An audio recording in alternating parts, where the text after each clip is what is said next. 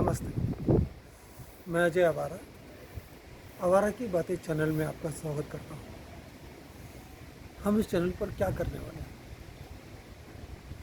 इस चैनल पर हम मंथन करेंगे, चिंतन करेंगे, डिस्कस करेंगे, विचार करेंगे अनेक विषयों पर।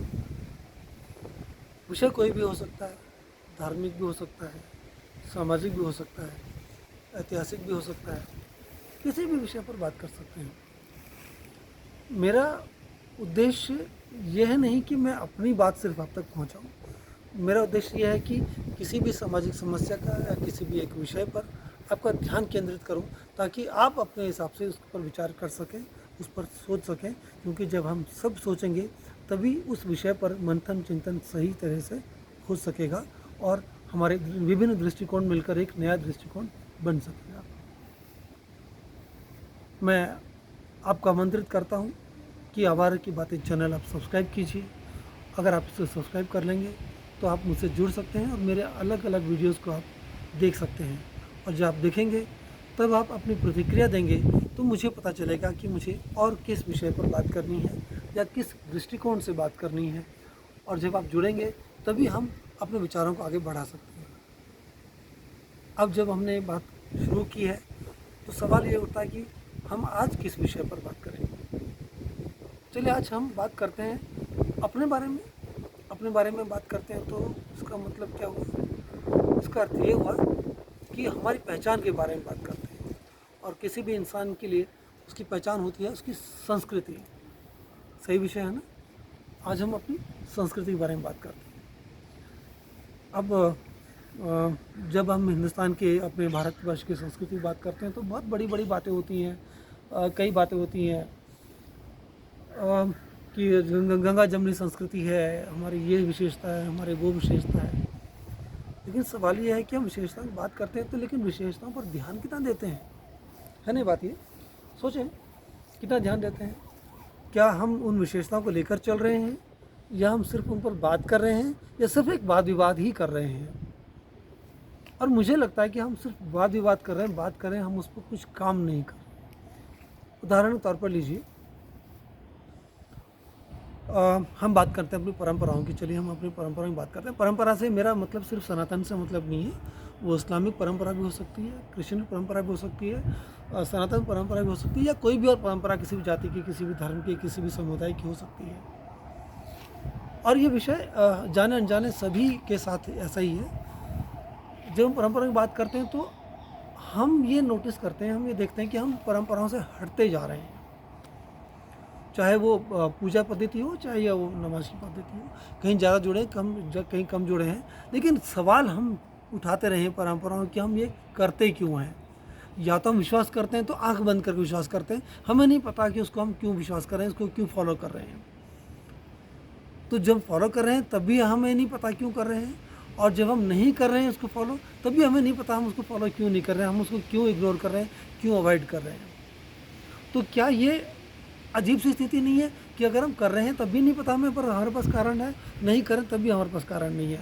और चाहे हम ना करें या करें, दोनों ही स्थिति में अगर हम अकारण कर रहे हैं तो वो विस्फोटक स्थिति होती है। क्योंकि हम अकारण फॉलो कर रहे हैं तो हमें उसका आधार नहीं पता है और हम दूसरे समुदाय से उलझ जाते हैं, हम उसको जस्टिफाई नहीं कर पाते।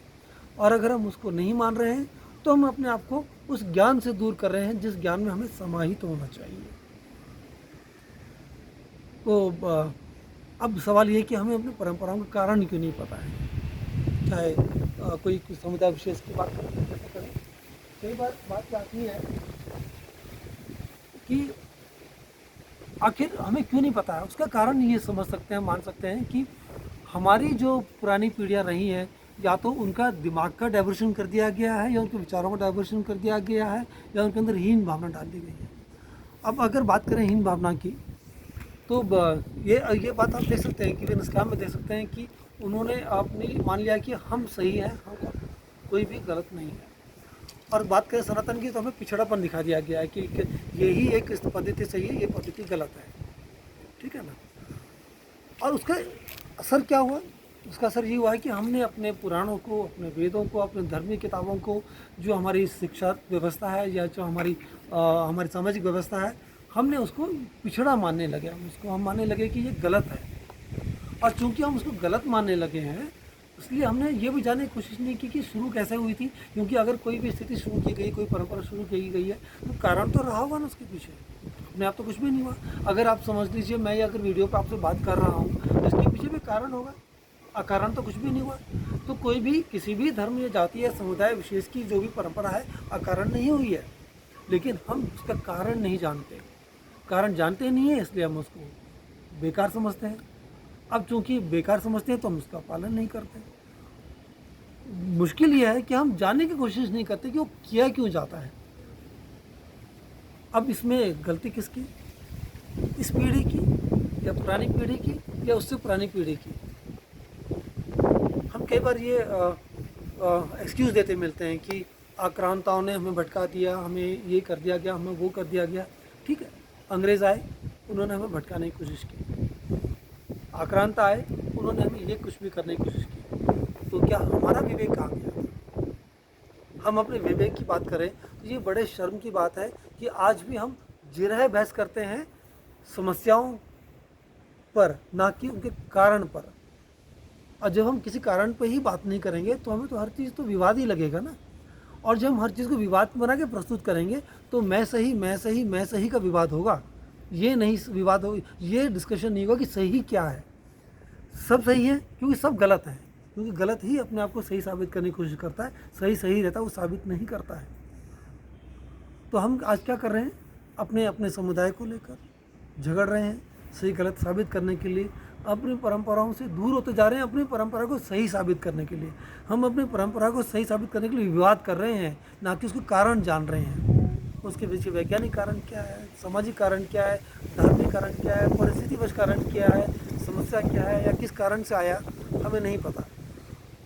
मैं आप सबका आह्वान करता हूं कि आइए जाने हमारे समाज में जो रीति रिवाज हैं, जो तौर तरीके हैं, जो हम कार्य करते हैं, या जो भी हमारे आप समझ सकते हैं कि गतिविधियां करते आ रहे हैं, वो अकारण नहीं है।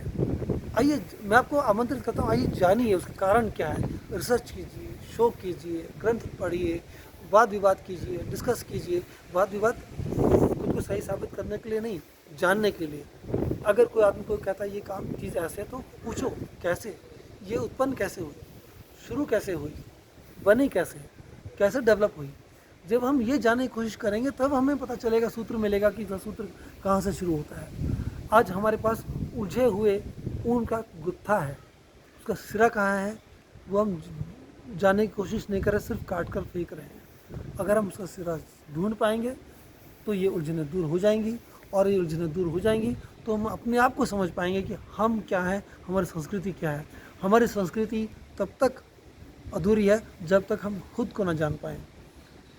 हम अनजाने में या मॉडर्न बनने के चक्कर में, या अपने आप को पिछड़ा समझने के चक्कर में, या किसी भी कारण से, किसी भी विषय पर बात कारण से हम दूसरे का अनुसरण कर रहे हैं। हो सकता है वो अच्छा हो, मैं इस बात से डिनाई नहीं कर रहा कि वो अच्छा नहीं है, वो अच्छा है, डेफिनेटली अच्छा है।